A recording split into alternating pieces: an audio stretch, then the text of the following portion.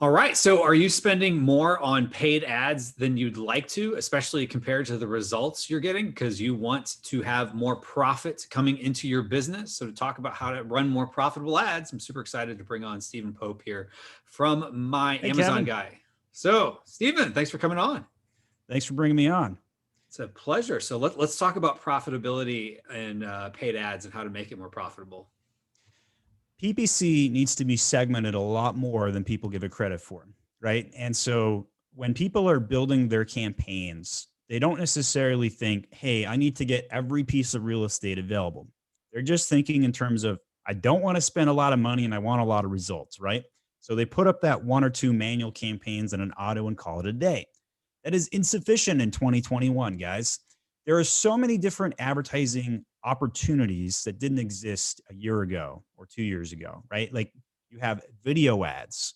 If you're not running a video ad, stop the video right here and go hire a videographer. Like stop. You got to go get that done right now. Display ads.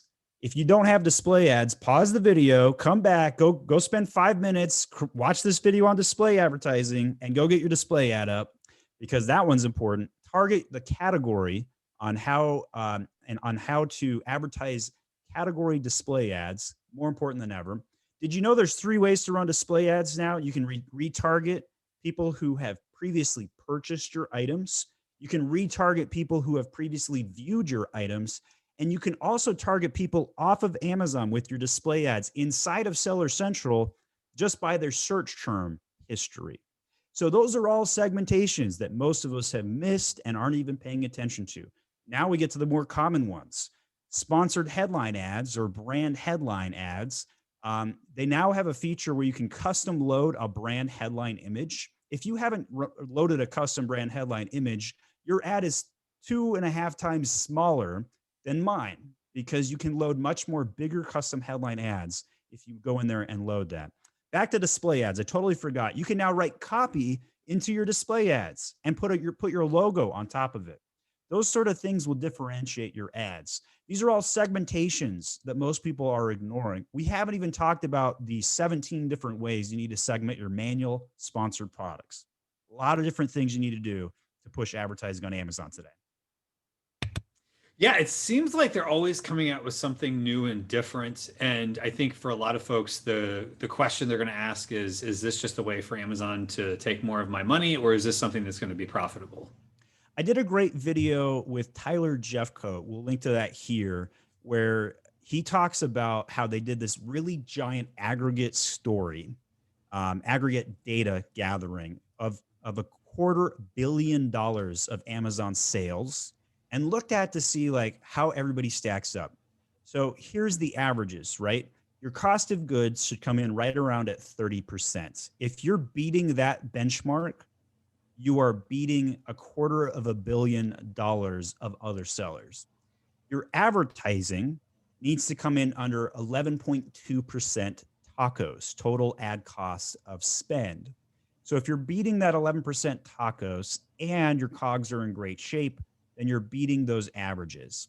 When it comes to advertising, you really should not focus on the ACoS. That is just your typical benchmark ratio for how many sales come in for the dollars you're spending.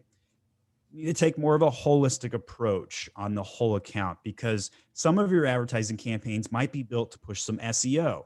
We'll link to that video here. We just did an SEO video, Kevin and I did, about some of the tips and tricks you need to do to get your SEO up. But on occasion, you might want to run a campaign in PPC to help increase your indexing for SEO, right? The other thing is if you're looking at this holistically, but you run your PPC campaigns not holistically, and let's say you sell tweezers. Well, if you aren't advertising on the term tweezers, then you're missing out on like, I don't know, 2,000 different keyword iterations that could be beneficial. And so sometimes you have to advertise at a loss on some ground that you want to defend to the death. There might be 1 or 2 or 3 keywords that you should advertise on at a giant loss just to get indexing and improve results for your product. So there's a lot of complexities involved in this. Okay, gotcha. So at the end of the day, you kind of have to take an offensive and defensive strategy. continue to keyword mine. Those are two strategies, right? Like an offensive ASIN campaign targeting your competitor products and purposely showing up on their listings, right? So like that's another sponsored product segmentation.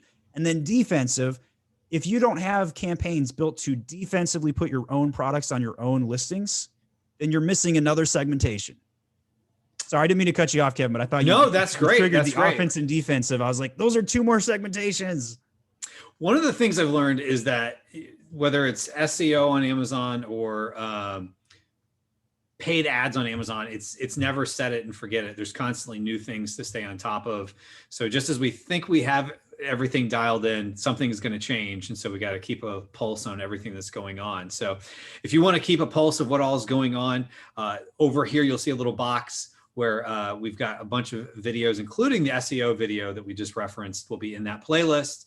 And so thank you so much, Stephen, for coming on. Thank you for having me, Kevin. It's my pleasure. Thanks.